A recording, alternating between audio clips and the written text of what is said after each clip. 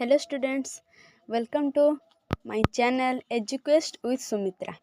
आज आम प्राक सारला साहित्य पढ़ा जोटा कि चर्या गीतिका और नाथ साहित्य विषय रे आज तार आज दीर्घ उत्तरमूलक प्रश्नोत्तर आलोचना करवा। अच्छा, क्वेश्चन नंबर 1, चर्या गीतिका किपरि ओडिया भाषार प्राचीनतम निदर्शन आलोचना कर। ये गोटे क्वेश्चन। ये क्वेश्चन किंबा आसी परिबो चर्या साहित्यर स्वरूप निरूपण कर। सही क्वेश्चन और आसीपे चर्याकार मानकर चर्या गीतिका किपरि सहज साधनर मनमय गीतिका सप्रसंग आलोचना कर। एबे तार उत्तर देखिबा। बौद्धगान और दोहा विभिन्न नाम रे नामित होइछ।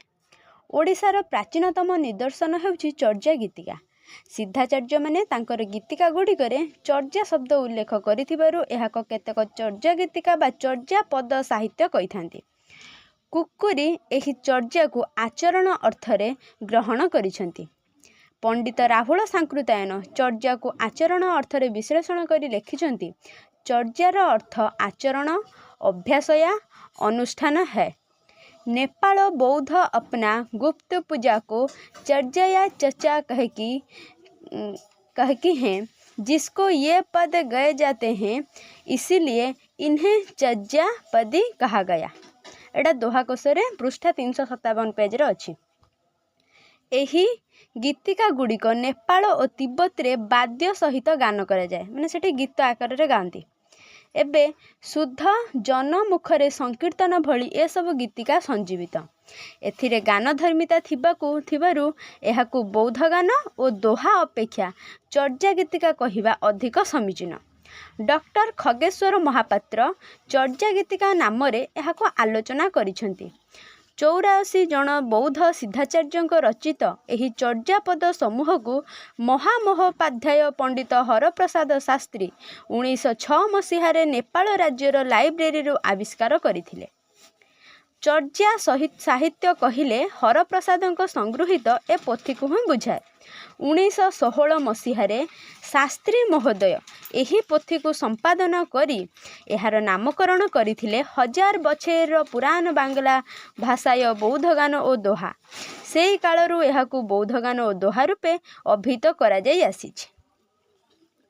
हरप्रसाद शास्त्री समग्र चर्या गीतिका गुड़ी को संपादन करी एहाकू प्राचीन बंग भाषार निदर्शन भावे ग्रहण करिनेबा सहित एहाकू बंग साहित्यर आदि रूप भावे जुक्ति करथिले। किंतु परवर्ती काल रे मैथिली साहित्यर इतिहास लेखक जयकांत मिश्र एहार किछि अंश को मैथिली साहित्यर आदि रूप भावे ग्रहण करिसंती। ताहार कारण हेउछि जे तांको पूर्वरु ओडिशा, आसामी और बंगला आलोचक माने चर्या को नहीं सेमानक साहित्य रे प्राचीनता दाबी करिसंती और सेई सूत्र रे चर्या गीतिका गुड़ी को सेमानक भाषा साहित्यर प्राचीन रूप बोली सेमाने उल्लेख करिसंती। बंगीय आलोचक सुनीति कुमार चैटर्जी, निहारंजन राय, सुकुमार सेन प्रमुख चर्या गीतिका गुड़ी को सेमानक प्राचीन साहित्यर रहस्यवादी कविता रूपे अभिहित करिसंती। आसामी गवेषक और आलोचक मध्य चर्या को आसामी भाषा साहित्यर प्राचीन रूप भावे दाबी करिवार दृढ़ता दर्शाइछंती। ओडिया साहित्यर आलोचक और गवेषक माने चर्या को ओडिया भाषा साहित्यर प्राचीन रूप बोली प्रमाणित करिछंती। एही आलोचकंक मध्यरे अछंती पंडित विनायक मिश्र, गोपाल चंद्र प्रहराज, करुणाकर, डॉक्टर खगेश्वर महापात्र। पंडित विनायक मिश्रंक ओडिया भाषार इतिहासर मुखबंधरे प्राबंधिक शशिभूषण राय बौद्धगान दोहा को ओडिया भाषार संपद बोली उल्लेख करिसंती। परवर्ती काल रे डॉक्टर हरेकृष्ण महताब, डॉक्टर मायाधर मानसिंह, पंडित सूर्यनारायण दास, नवीन कुमार साहू, डॉक्टर देवेंद्र महांती, वंशीधर महांती, पठाणी पट्टनायक प्रमुख साहित्यर ऐतिहासिक माने नाना जुक्ति दर्शाई चर्या गीतिकार केतक गीतिका को हेउछि प्राच्य मागाधी अपवंश भाषार बहु उपभाषार सम्मिश्रण साधित होइछि। तेणु एथिरे हिंदी, बंगला, ओडिया, आसामी, मैथिली आदि भाषा साहित्यर प्राचीन रूप को लक्ष्य करिबा स्वाभाविक। ଏହାକୁ କୌଣସି ନିର୍ଦ୍ଦିଷ୍ଟ ଭାଷାର ସମ୍ପଦ କହିବା ସମୀଚୀନ ନୁହେଁ। ଚର୍ଯା ଗୀତିକାକୁ ହରପ୍ରସାଦ ଶାସ୍ତ୍ରୀ କୀର୍ତ୍ତନ ସମତୁଲ୍ୟ ରଚନା ଭାବେ ଅଭିହିତ କରି ଏହାର ନାମକରଣ କରିଥିଲେ ଚର୍ଯା ବିନିଶ୍ଚୟ। ମନୀନ୍ଦ୍ର ମୋହନ ବସୁ ଏହାକୁ ଚର୍ଯାପଦ ଆଖ୍ୟା ଦେଇଥିଲେ। ପଣ୍ଡିତ ବିଧୁଶେଖର ଭଟ୍ଟାଚାର୍ଯ୍ୟ ଚର୍ଯାପଦକୁ ଆଶ୍ଚର୍ଯ୍ୟ ଚର୍ଯେଚୟ ନାମରେ ଦେଇଛନ୍ତି। ଡକ୍ଟର ଶହୀଦୁଲ୍ଲା ଏହାର ସମର୍ଥକ।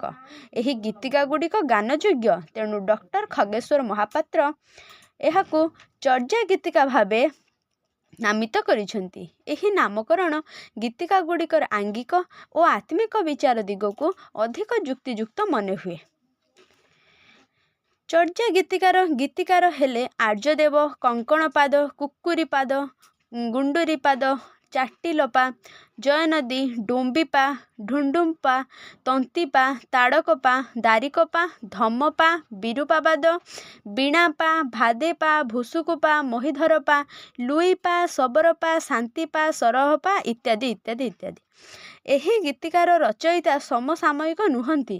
ଏମାନଙ୍କ ମଧ୍ୟରେ ଗୁରୁ ଶିଷ୍ୟ କ୍ରମରେ ବ୍ରହ୍ମ ପୁରୁଷର ବ୍ୟବଧାନ ଖୁବ୍ ସ୍ପଷ୍ଟ। କିନ୍ତୁ ଏହି କବିବୃନ୍ଦ ଥିଲେ ସମସ୍ତେ ସିଦ୍ଧ ଆଚାର୍ଯ୍ୟ ବା ସିଦ୍ଧାଚାର୍ଯ୍ୟ। ଏମାନେ ସମସ୍ତେ 84 ସିଦ୍ଧ ପରମ୍ପରାରେ ଅନ୍ତର୍ଭୁକ୍ତ। ଏମାନେ ଭାରତ ଓ ତିବ୍ବତ ଉଭୟ ଦେଶର ତାନ୍ତ୍ରିକ ପରମ୍ପରା ସହ ପରିଚିତ ଥିଲେ। ପୂର୍ବର ଭାରତରେ ଯେଉଁ ସହଜଯାନର ପୂର୍ବ ବିକାଶ ଦେଖାଦେଇଥିଲା, ତାର ପ୍ରତିଫଳନ ଘଟିଥିଲା ସହଜିଆ ସିଦ୍ଧଙ୍କ ସାଧନାରେ। ଏମାନଙ୍କ ସଂଖ୍ୟା ଥିଲା 84। ବୌଦ୍ଧମାନଙ୍କ ତାନ୍ତ୍ରିକ ସାହିତ୍ୟ ଜଗତରେ ଏମାନେ ଥିଲେ ବେଶ୍ ଖ୍ୟାତ। ଏମାନେ କୌଣସି ନିର୍ଦ୍ଦିଷ୍ଟ ଅଞ୍ଚଳର ସାଧକ ନଥିଲେ। ଏମାନଙ୍କ ସାଧନାର ସମୟ ଖ୍ରୀଷ୍ଟାବ୍ଦ 700ରୁ 1100 ଖ୍ରୀଷ୍ଟାବ୍ଦ ଯାଏଁ ନିରୂପିତ। ପୂର୍ବ ଭାରତର ବିଭିନ୍ନ ଅଞ୍ଚଳ ଯଥା ଓଡ଼ିଶା, ବିହାର, ବଙ୍ଗଳା ଓ ଆସାମ ଥିଲା ଏମାନଙ୍କର ଜନ୍ମସ୍ଥାନ। ତେବେ ଏମାନଙ୍କ ମଧ୍ୟରୁ ଅଧିକାଂଶ ସିଦ୍ଧାଚାର୍ଯ୍ୟଙ୍କ ଜନ୍ମଭୂମି ଯେ ଓଡ଼ିଶା ଥିଲା, ଏହା ସେମାନଙ୍କ ଗୀତିକା ନିହିତ ଭାବବୋଧକୁ ଅସ୍ୱୀକାର କରିହୁଏ ନାହିଁ। ଏହି କବିମାନେ ଜନ୍ମତଃ ଓଡ଼ିଆ ହେଲେ ବି ଏମାନଙ୍କର ସାଧନାପୀଠ ପରିସ୍ଥିତି ଚାପରେ ବା ରାଜ ଉତ୍ପୀଡ଼ନରେ ଓଡ଼ିଶାରେ ନ ହୋଇ ଓଡ଼ିଶା ବାହାରେ ତିଷ୍ଠିଥିବା ସହଜଯାନର କେନ୍ଦ୍ରଭୂମି ବଙ୍ଗଳା, ବିହାର, ଆସାମ ଶେଷରେ ନେପାଳ, ତିବ୍ବତ ପ୍ରଭୃତି ରାଜ୍ୟରେ ନିରୂପିତ ହୋଇଥିଲା। ଓଡ଼ିଶାରେ ଏକ ଉନ୍ନତ ସଂସ୍କାର ଅଷ୍ଟମ ନବମ ଶତାବ୍ଦୀ ବେଳକୁ ସୁଗଠିତ ହୋଇସାରିଥିଲା। ସମ୍ବଲର ରାଜା ସମ୍ବଲପୁର ଇନ୍ଦ୍ରଭୂତିଙ୍କ ପ୍ରବର୍ତ୍ତକ ବଜ୍ରଯାନର ଶୂନ୍ୟ ଦର୍ଶନ ତତ୍କାଳକୁ ଓଡ଼ିଶା ଉପାସ୍ୟ ମୈତ୍ରୀଭାବ ଜଗନ୍ନାଥଙ୍କଠାରେ ବିଲୀନ ହୋଇ ସାରିଥିଲା। ଅସ୍ପୃଶ୍ୟ ସ୍ପର୍ଶରେ ଭେଦଭାବ ଜଗନ୍ନାଥ ଧାମରେ କ୍ରିୟାହୀନ ହୋଇପଡ଼ିଥିଲା। ବହୁଯାନୀମାନଙ୍କ ପାଇଁ ଜଗନ୍ନାଥ ଥିଲେ ଶୂନ୍ୟବାଦୀ ଦେବତା। ଏତିକିବେଳେ ଜଗନ୍ନାଥ ପୀଠରେ ବଜ୍ରଯାନରେ ତାନ୍ତ୍ରିକ ପୂଜା ପଦ୍ଧତି ପ୍ରବର୍ତ୍ତିତ ହେଲା। ଅଦ୍ଭୁତ ଆଚାର ବିଚାର, ଧର୍ମ, ଦର୍ଶନ, ରାଜନୀତିର ପ୍ରକୋଷ୍ଠ ସ୍ଥଳ। ମାତ୍ର ଏ ବଜ୍ରଯାନରୁ ଅପସରି ଲଙ୍କାପୁରୀରୁ ରାଜବଧୂ ଇନ୍ଦ୍ରଭୂତିଙ୍କ ଭଗିନୀ ଲକ୍ଷ୍ମୀଙ୍କରାଙ୍କର ସହଜଯାନର ପ୍ରବର୍ତ୍ତନ କଲେ ଓ ସହଜ ସୁଖରେ ମତ୍ତ ହେବାକୁ ଜନତାଙ୍କୁ ପରାମର୍ଶ ଦେଲେ। ସେ କହିଲେ, ଶକ୍ତି ହେଉଛି ସ୍ୱୟଂ ପ୍ରଜ୍ଞା ପରମିତା ଓ ସେ ନାରୀ ରୂପ ଧାରଣ କରି ସର୍ବତ୍ର ବିରାଜିତା। ନାରୀ ଶକ୍ତି ସାହଚର୍ଯ୍ୟରେ ସହଜ ଯୋଗ ସାଧନାରୁ ଯେଉଁ ଅନିର୍ବଚନୀୟ ଉଚ୍ଛ୍ୱାସ ଜନ୍ମେ, ତାହା କ୍ରମାନ୍ୱିତ ପ୍ରକ୍ରିୟାରେ 4 ପ୍ରକାରର, ଯଥା ଆନନ୍ଦ, ପରମାନନ୍ଦ, ବିରମାନନ୍ଦ ଓ ସହଜାନନ୍ଦ। ସହଜାନନ୍ଦ ପ୍ରାପ୍ତିର ପରିଣତି ହେଉଛି ମହାସୁଖ ଓ ତାହା ହିଁ ସହଜ ସିଦ୍ଧି। କିନ୍ତୁ ଲକ୍ଷ୍ମୀଙ୍କର ଏହି ସହଜ ସାଧନା ଉତ୍କଳୀୟ ଜନମାନସରେ କାମତନ୍ତ୍ର ବା ଅବାଧ ନାରୀ ସମ୍ଭୋଗରେ ପର୍ଯ୍ୟବସିତ ହୋଇଗଲା। ଧର୍ମ ନାଁରେ ଏପରି ବିଶୃଙ୍ଖଳିତ ସାମାଜିକ ବ୍ୟଭିଚାର ଓଡ଼ିଶା ଜନତାଙ୍କ କ୍ଷେତ୍ରରେ ସହଜରେ ତ ଗ୍ରହଣୀୟ ହେଲା ନାହିଁ, ବୋଧହୁଏ ପ୍ରତିରୋଧର ସମ୍ମୁଖୀନ ହୋଇ ଓଡ଼ିଶା ଭୂମିରେ ସହଜଯାନର ବିକାଶ ବ୍ୟାହତ ହେଲା। ତଥାପି ଆପାତତଃ ରୋଚକ ଓ ସ୍ୱାଦ୍ୟ ଇନ୍ଦ୍ରିୟ ସମ୍ଭୋଗ ନିବଦ୍ଧ ସହଜଯାନର ସାଧନାରେ ଯେଉଁ ସିଦ୍ଧି ଲାଭ କରୁଥିଲେ, ସେମାନେ ସାମାଜିକ ରୂପରେ ଏହାକୁ ଏ ଦେଶ ସମାଜରେ ଚଳାଇ ପାରିନଥିଲେ।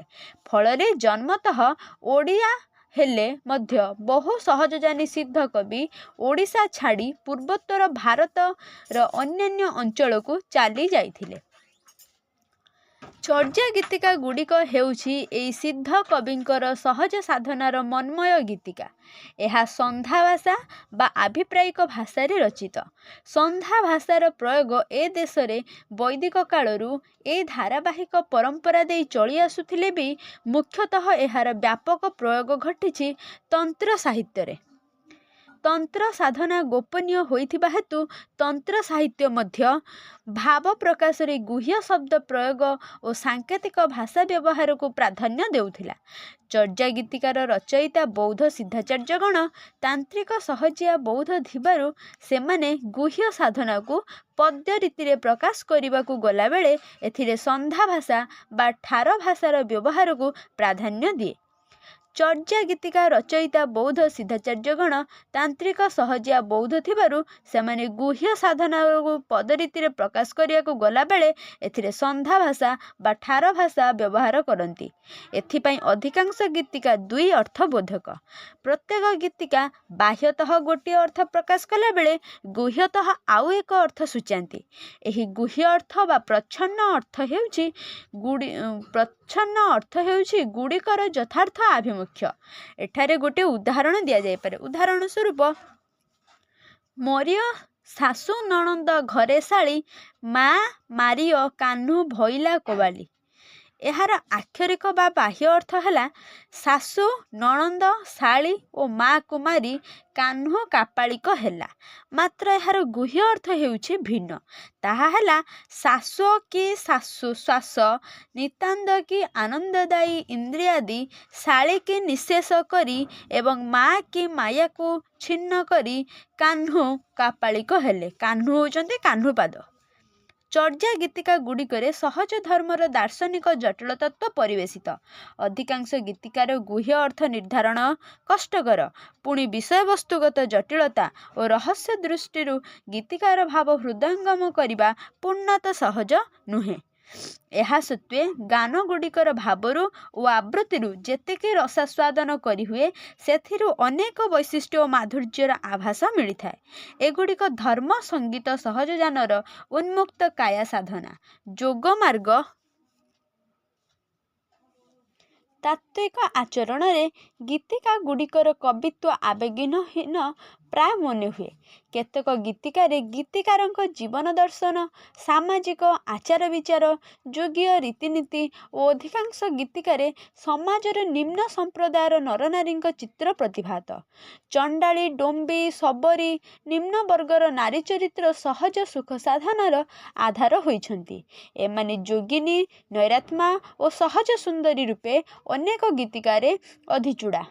ପୁନଶ୍ଚ ଉନ୍ମତ୍ତ, ଶବର, ପାଗଳ ସବଳ, କାପାଳିକା ଆଦି ସମାଜର ସହଜ ସାଧନା ପରମ୍ପରାକୁ ସୂଚାଇବା ପାଇଁ ସାଧନାର ମାର୍ଗ ଦର୍ଶାଇଲେ ତଥା ବୌଦ୍ଧ ସହଜରେ ପ୍ରମୁଖ ଆଚାର ବିଚାର ହେଲେ ବି ଅନେକ କଳା ପାଇଁ ଏହା ସମାଜ ଜୀବନକୁ ସ୍ତମ୍ଭୀଭୂତ କରିଦେଇଥିଲା। ଏପରି ଓଡ଼ିଆ ସାହିତ୍ୟର ନାଥ ସାହିତ୍ୟ, ସାରଳା ସାହିତ୍ୟ ଓ ପଞ୍ଚସଖା ସାହିତ୍ୟରେ ଏହି ସହଜ ସାଧନା କାଳକ୍ରମେଣ ଉତ୍ତରଣ ଲଭି ଶେଷରେ ଶୂନ୍ୟ ସାଧନାରେ ଆତ୍ମସ୍ଥ ହୋଇ। ଲାଇକ୍, ସେୟାର ଆଣ୍ଡ ସବସ୍କ୍ରାଇବ୍ କରିବାକୁ ଭୁଲିବେ ନାହିଁ। ଆଜି ପାଇଁ ଏତିକି। ଆଗକୁ ଅନ୍ୟ ଏକ ଭିଡ଼ିଓରେ ଦେଖାହେବ। ଜୟ ଜଗନ୍ନାଥ।